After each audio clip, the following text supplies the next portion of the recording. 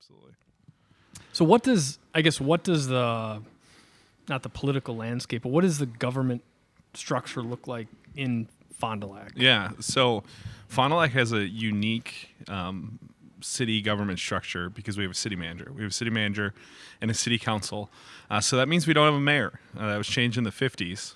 Fond du Lac used to have a mayor. So is a city manager typically under a mayor within another structure, or is there two names for the same role? Yeah, so it depends. Some cities will have a mayor, then they'll have like a city manager or city administrator. Gotcha. That kind of will be full-time and help implement what the mayor has passed. In our case, he basically is the implementer, the executive branch, without having a pen, like a veto pen or a signature pen. So whatever the city council passes is basically law, and then it's his job to implement it. And in our city government, we've taken an approach where we've given the city manager and the city staff a lot of power. I mean, they set a lot of the goals. They do a lot of planning. They come up with the budget every year, things like that. And that's typically your mayor's office does that. And, we don't have an elected mayor. And I think sometimes it helps and sometimes it hurts. But I think our city manager does a good job for the most part. We're pretty lucky in terms of what we have here in Fond du Lac. But then there are times where really controversial things come up and you want a leader to take a stand, and he kind of sits on the fence. Are you referring to anything in particular? Yeah. I mean, I am, but, and as I get closer to being done with city council, I feel more. You're on the city council now? Yeah. So I was elected in 2018. Okay. And at the time, I was actually the youngest ever elected. How long is the term? 2 years. 2 years. So I got reelected in 2020, the weird election that got canceled and not canceled, and I was on that ballot. Very, very proud of that. No, not really, but and then my term is up in April, and I'm not running again. And so I've been kind of going around and being a little more honest with people because I don't have any voter accountability coming this April, and who knows if I'll run for something in the future. But I know I'm not running again in April, and I think sometimes especially when things are climactic and get out of control, it's good to talk about it because you can learn from it. Yeah. And I think there's a lot of folks right now that don't want to talk about it, especially the folks that won this Lakeside Park issue in this huge debate. And I think there were a lot of missteps on a lot of different parts, and even in my realm too. I think I can take some responsibility for that as well. But if we don't talk about it, and if we don't talk about it honestly, then we're never going to learn, and it's going to happen again. I mean, it happened in 1982. A similar thing happened in 1982 in Lakeside Park. Okay. Yeah. There was a referendum. Some developers wanted to build a hotel and convention center, and it got super polarized. They wanted to build it on Lakeside Park? You know where the channel is? So you have Lakeside Park East and West, and there's the channel that separates it, and West has the dog park and the boat launch. Right on Lakeside Park East, where you can go around that turnaround, kind of my sinking point. Yep.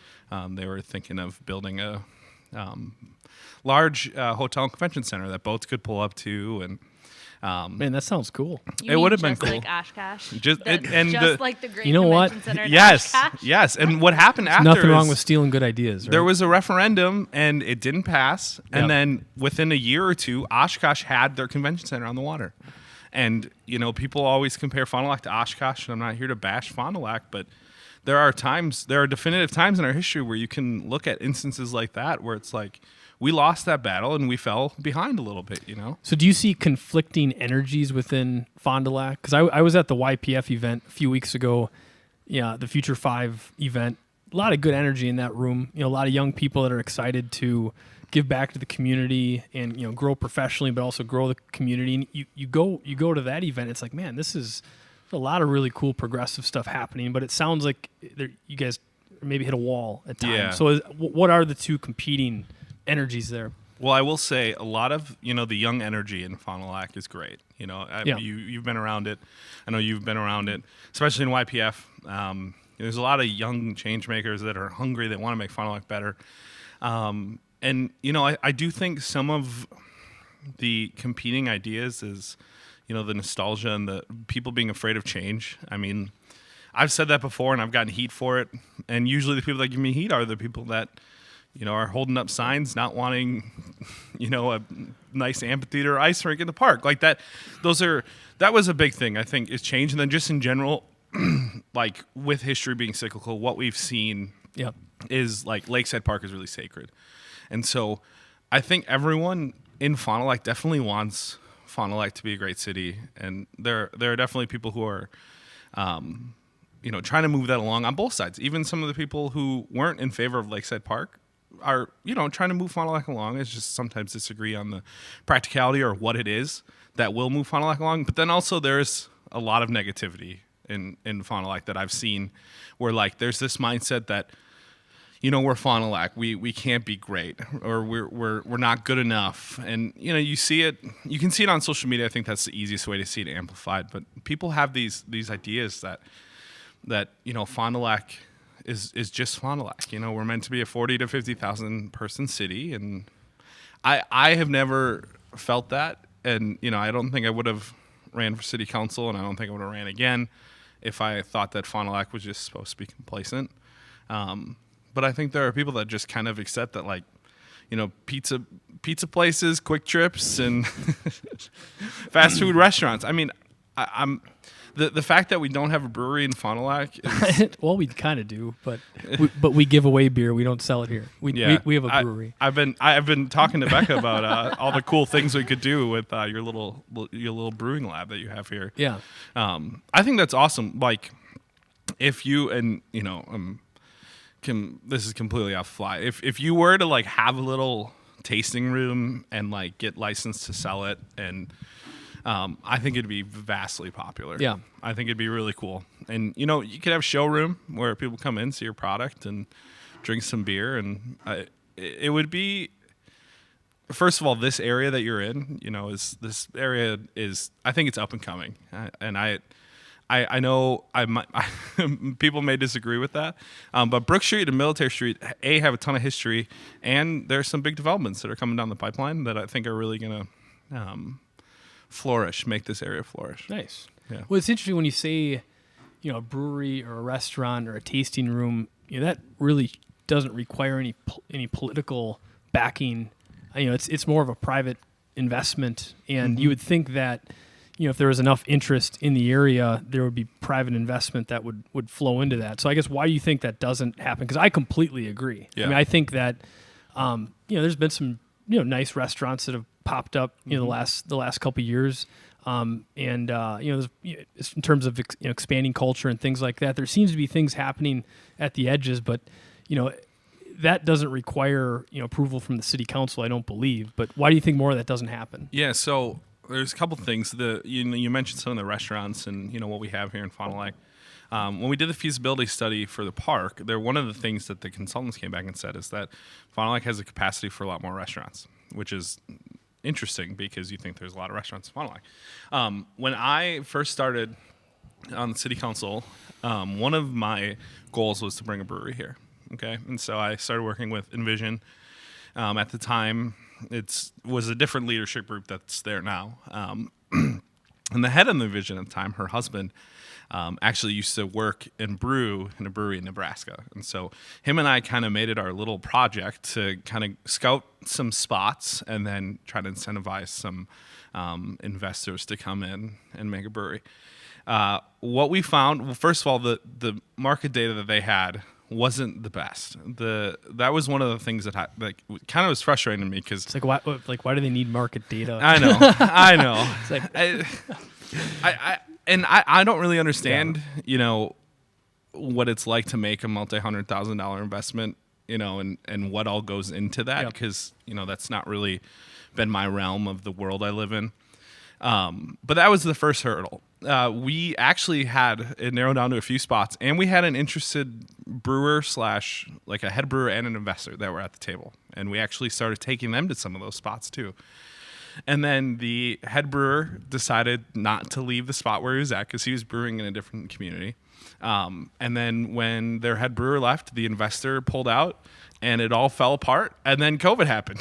and then it all stopped. And I know, there have been talks to do that again. And I know that there have been folks in town too that have there was a restaurant/bar owner who was going to start one, and then there's bad blood, and then, not my story to tell. Sure. And they ended up not doing it. Yep. And so, it's been primed for someone to do it, and I think the first person that jumps on it is going to not only fulfill a need in the community, but also make a lot of money. What do you think it should be?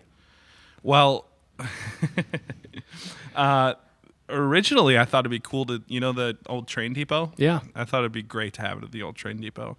I thought it'd also be cool, if the Lakeside Park stuff happened, having a little microbrewery in that Saputo cheese plant that the city bought, trying to get an investor to build something there and have part of it be a brewery.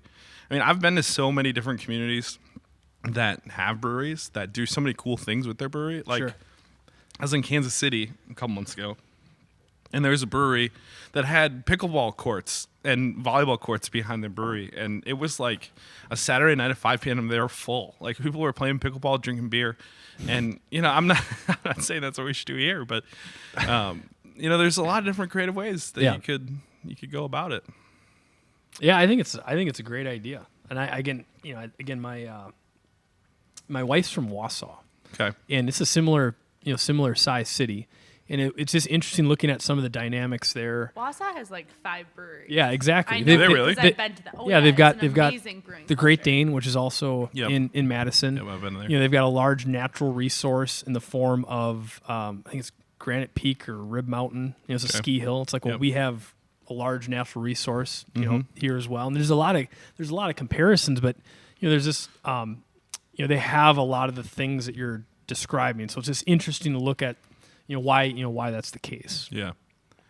And I think that's one of the things that I've liked to do in my kind of progression is kind of look at some cities similar to our size. Like, I think Oshkosh is always the one that people look to because it's closest, and but West Bend is one. I was born in West Bend. Yeah, West Bend's great. And their downtown is amazing. It has it changed is. so much since I moved away in the early 2000s. They have this beautiful art center down there, and they've like restored their river. We have a river downtown that we're hopefully going to do some work on. I mean, we just commissioned the study to. I hate that. We commissioned a study to evaluate what we can do downtown. Yeah. Which is the starting point. But back in 2010 and 2011, they Yeah. did the same thing. They had a Riverwalk/Art District study that was done, and nothing came of it. Yeah. And we had brought it back to the city council and been like, hey, there's a lot of good ideas in this 2010, 2011 report. And they're like, well, we need a new study. And I'm like, all right. Which it's the starting point, but it's just frustrating. I've learned that government moves a lot slower than the private sector. For sure. And you have to be more careful because you're spending public funds. But. Yep, for sure.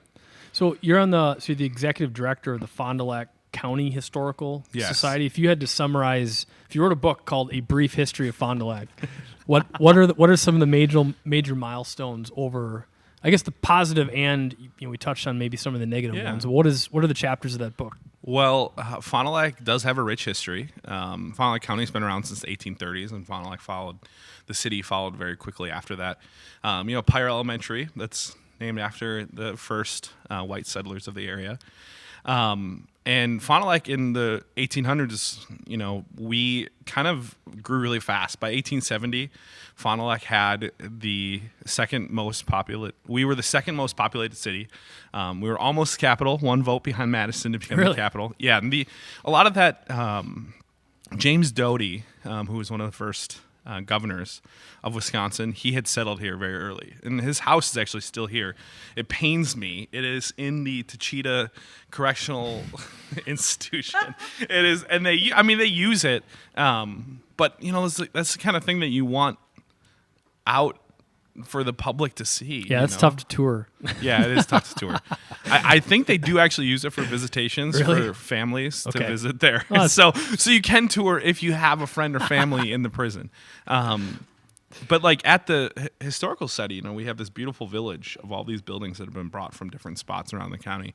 That's just one of those kind of, if you had a dream list of different historic sites that you could keep and celebrate, that'd be one of them.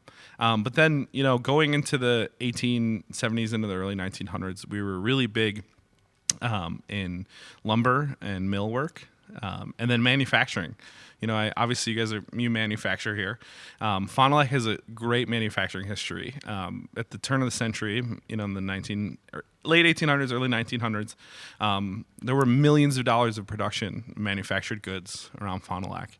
And Fond du Lac was settled. A lot of Yankees had first come here, and a lot of folks from New York, like the Galloways. A lot of people think the Galloways were the first founders or the first settlers of this area because we have the Galloway Mansion on the grounds and it's all in all of its glory. But that's not the case. They came here in the 1850s, and they also were in lumber and then eventually banking and then eventually dairy. But there are a lot of families that were super influential as they had come here. The reason I mentioned the Galloways is they came from New York. That was one of the places, one of the popular spots that folks were coming to. And then in the early 1900s, I think one of the most fascinating things to me is we used to have a trolley that would wrap around. It'd go down Main Street.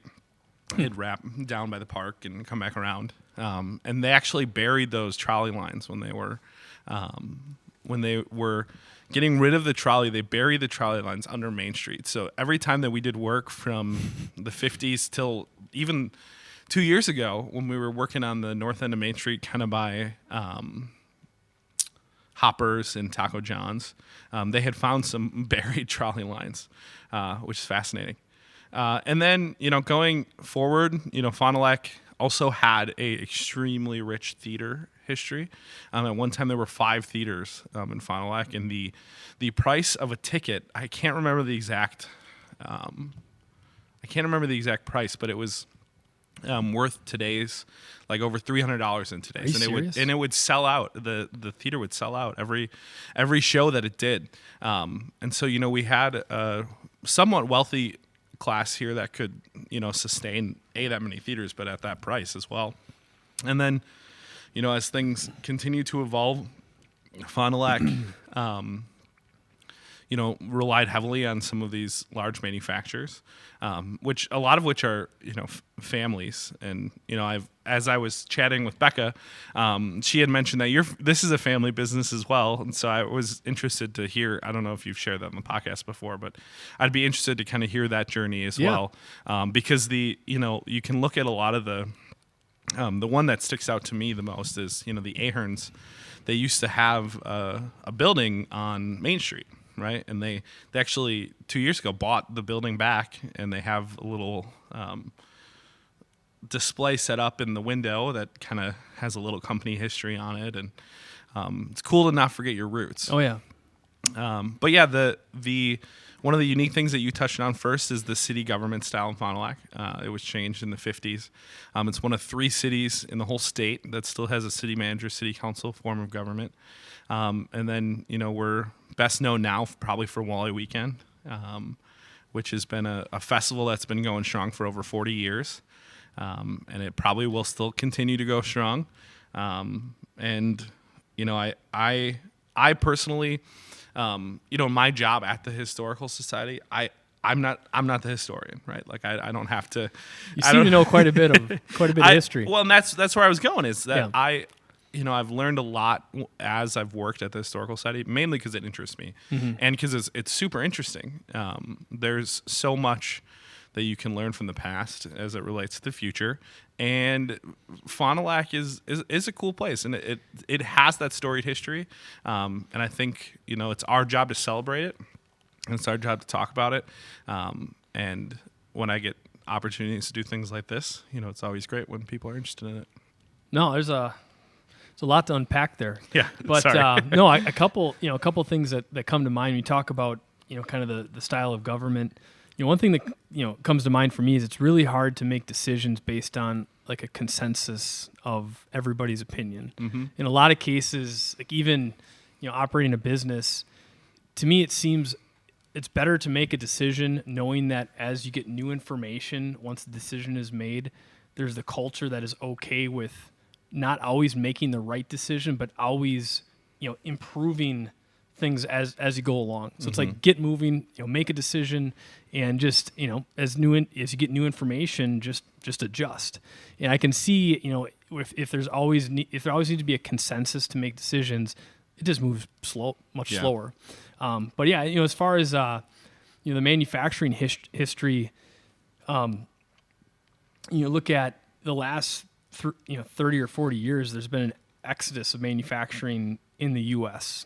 So when you look at other cities that have been affected by that, where there's these booms, for many, many decades, and suddenly jobs get shipped overseas, and a lot of that industry that's been built goes away, and the communities are left with a lot less investment, a lot less resources. I really think that's going to change, and I think that one positive thing about the last 2 years, there's a lot of negative things to focus on, but there's a lot of positives too, is I think small and medium-sized manufacturing, I think there's going to be a boom in investment, because local supply chains, controlling the supply chain, having a diverse supply chain ecosystem within your county, within your state, I think that's going to become more and more necessary, because as the last 2 years, once the supply chain was shut down, and we still see the residual effects of that every single day, people are scrambling to source things locally and manufacture locally. So I think there's a really good chance that's going to shift back. But as far as my family's history, it was funny. My grandpa's dad was born in Montana, I believe, and he left home at 12 years old. Oh, jeez. So he left home, and he's like, it's time for me to make my own way. He somehow ended up in Fond du Lac. All right. And he started a dry cleaning business. Okay. And I don't know if it was the dry cleaning business on Main Street. I think he was in business for maybe 20 years. And he had all these patents. He developed all this machinery for industrial dry cleaning equipment. That's awesome. And at some point went out of business. And so that was kind of the initial, my family's initial business in Fond du Lac.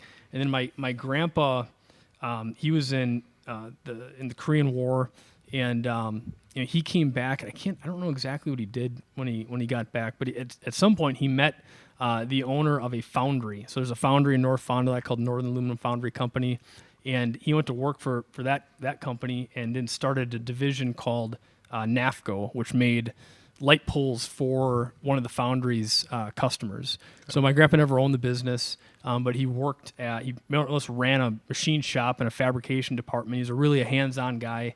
So he did that for a few years, and my dad went to work for him.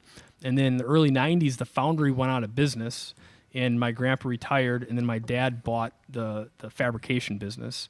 And then 2005, my cousin and I started a internet marketing company called 1030 Interactive, and the first website we built was for my dad. Okay. And then more or less we probably built 100 websites or so, and eventually wanted to get into e-commerce. So we wanted to sell something on the internet. Well, to sell on the internet, you need something to sell. So what about light poles? So we started lightpolesplus.com. Then we operated NAFCO, the fab shop, and lightpolesplus.com independently till about 2017. We said, let's consolidate both businesses, and we started Wisconsin Lighting Lab.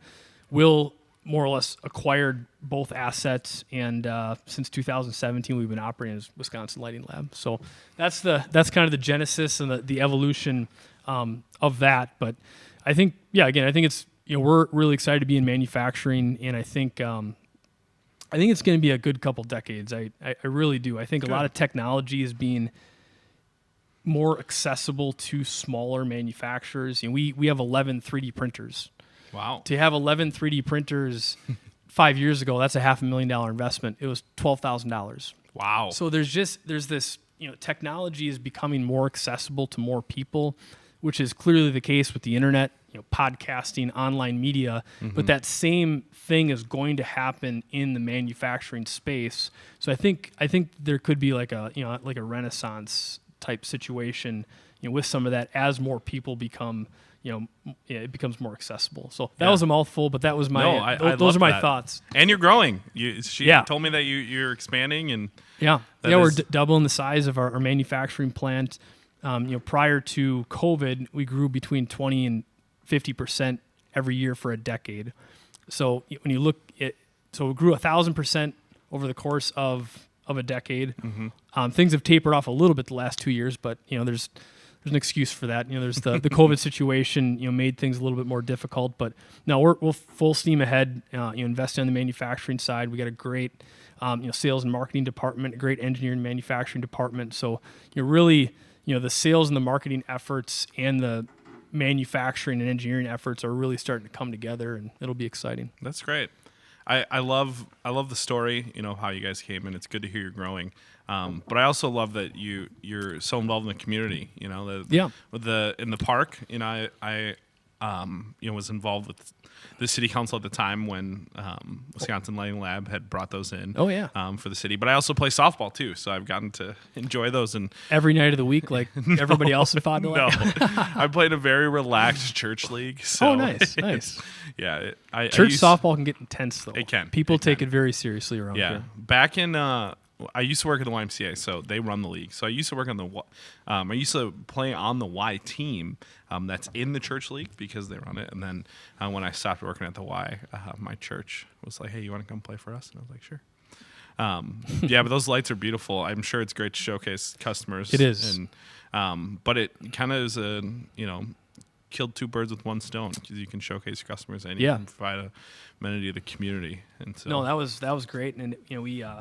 Really, we've made kind of a conscious decision to donate at least a partial field every year in the area. So we did Fondy Soccer Complex, and we donated all the lighting control systems for that. So they bought the light poles, the light fixtures, but you know what? It's as long as they're making the investment, here's the control system. And then Mount Calvary, this year that job's going to be installed in the next couple months. We did the first field a couple years ago, and they're going to do the second field. Same thing on the control system side.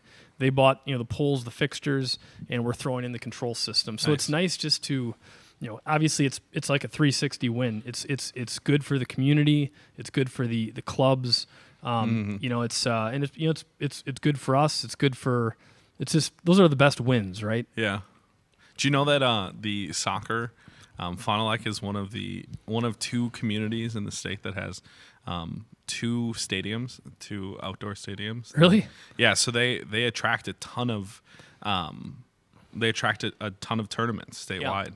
I just learned that the other day from the president of the soccer. Well, that's a big area over there. Yeah. Like on a Saturday when there's tournaments going on. I mean, it feels like there's thousands and thousands of cars. All the cars line all of and it's a big chunk of land. Yeah. And I'm always afraid to drive by because I don't want a kid to run across real fast, and so I always drive real slow. Or a soccer ball, right? Or a soccer ball. Yeah. I'd rather have a soccer ball than a running kid, but that's that's true. Yeah, that's true. Indeed. And you showcase some of your work too that you've done. I asked Becca why we didn't have any Lakeside Park lights on the wall. And what did I tell you? I can't remember. They're all over the place. They're in the bathroom. They're in the bathroom. Did you tell me that? Yes, I did. Oh, okay. I'll have to go to the bathroom after this and check it out. That was the look you gave me. I'm like, they're in the bathroom. So when are you guys going to do the third field? Third field at Lakeside Park. I don't know.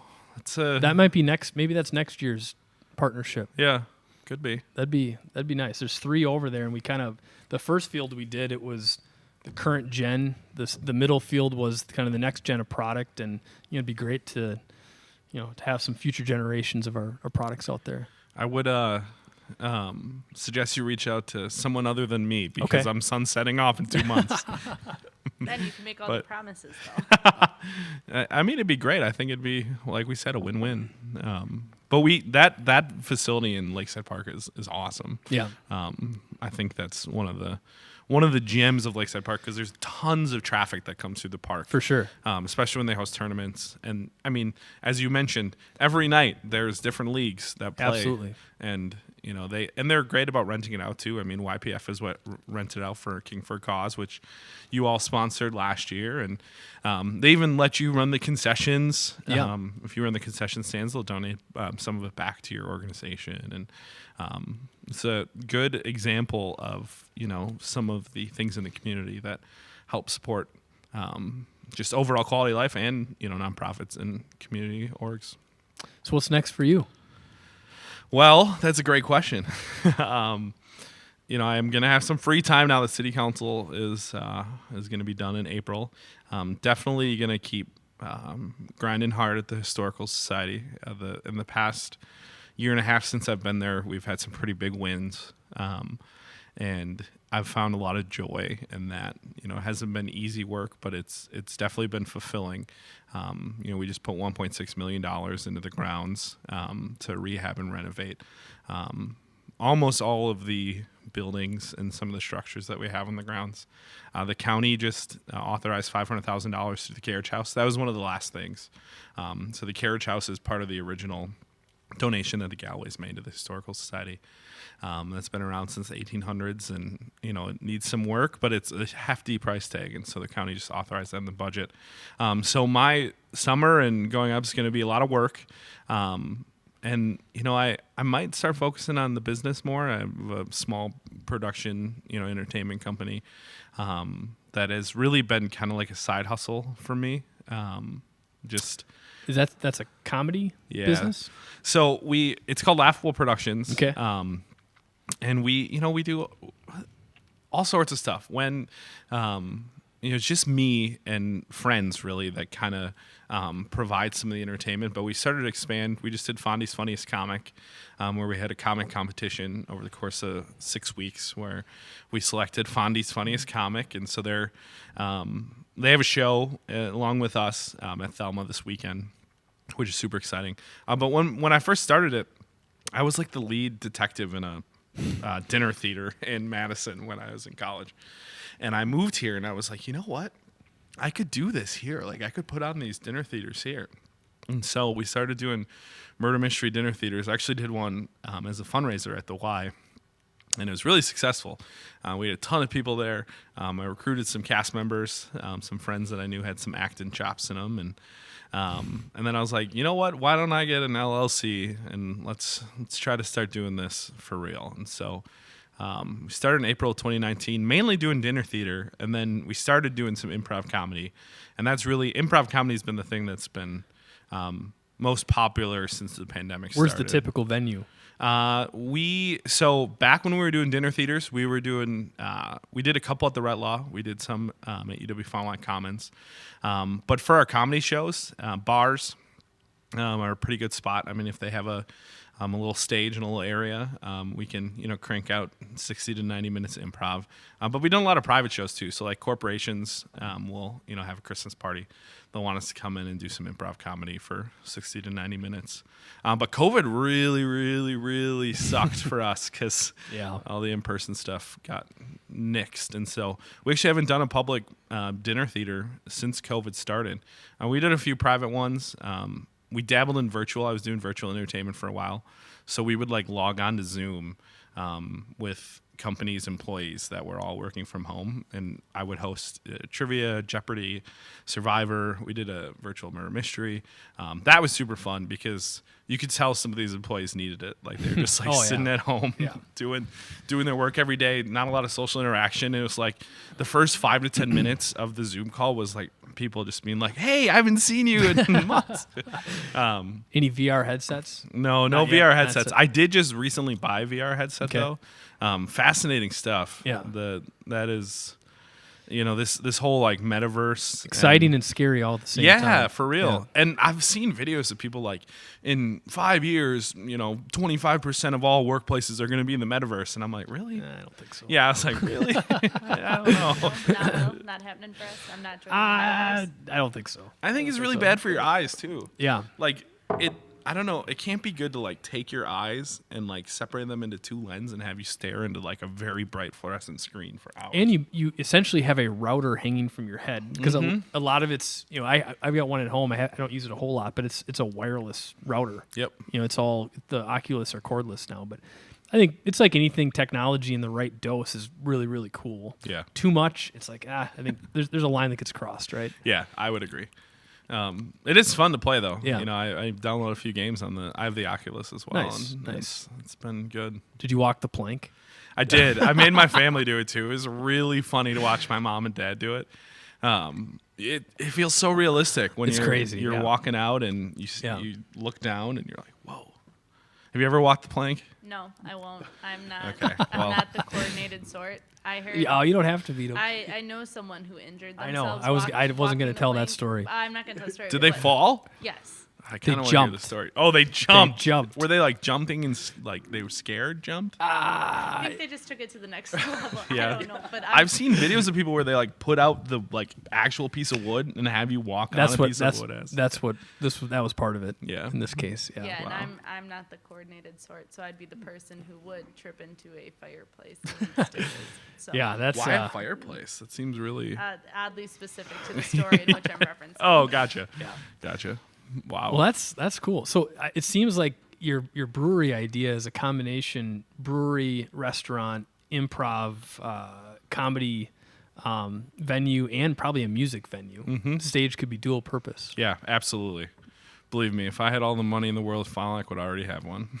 Yeah. But if So what was the investment size when you guys did the study? Well, it was interesting because the one thing that was really frustrating the investor was the venue wanted to lease it and not actually sell off the venue to them, and they wanted to buy the venue. But I mean, in terms of the initial investment, I mean, they were looking at $100,000 to $200,000 in just equipment alone. I can't remember the specifics of what the lease arrangement the was. brewery equipment. Yeah. Yep. Yeah. Okay. But sometimes you can get lucky. I know one of the things they were looking at was other breweries that are either expanding and need bigger equipment or that have closed. It makes a lot of sense to buy from those. I don't know. You guys can maybe get creative if you ever went down that avenue, and maybe manufacture your own equipment. But I know conservatively, you're going to want to have at least $250,000 to $500,000. I think is what they had said. But you could do it for less if you do it smaller. And did they do phase the hours of hours of operation, customers per day, average spend per customer? Not that I saw. Okay. That might have been in what Envision had given them. And, Okay. But I was mainly the guy that was connecting people and Gotcha. shaking hands and Playing point guard. making people feel good about wanting to make a large investment in the community. Which is actually funny. That's kind of was one of the things that I got burned for on city council was being that liaison. That was, there's if you Google my name, you'll find some interesting articles. But that was one of the things is I had, brought all these businesses that wanted to donate to the city to the attention of the city for the Lakeside Park plan, and some people were trying to say that was illegal, and I was like, what? That seems very Networking. I don't know. Well, Story for another day. anything else you want to go through? Not at the top of my head. This was fun. Yeah. Thanks for bringing me on. Come back anytime. Yeah, use the equipment. Don't say anytime. Anytime. Ben will Well, be here tomorrow. I was actually talking to her Coordinate with Becca. about you guys should rent this out. This would be great to. We've got some ideas in that kind of related to that. possibly creating a room dedicated for it, Yeah. and then just not even renting, just allowing people to use it. Whether it's people in YPF or Envision or other businesses, just as long as they maybe give a plug every once in a while for Wisconsin Lighting Lab, it's a tool. If we're not using it, why not allow other people to use it as a tool? That's awesome. I love your attitude. Seriously, it was very generous. And all the YPF videos that were made here, those were That was awesome. all Becca. Yeah, Yeah, she's a rock star. Blushing. And rock star. Nice.